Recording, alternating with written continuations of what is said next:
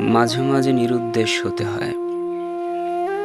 এই বিশাল পৃথিবীতে নিজের অস্তিত্ব যাচাইয়ে নিরুদ্দেশ হতে হয়।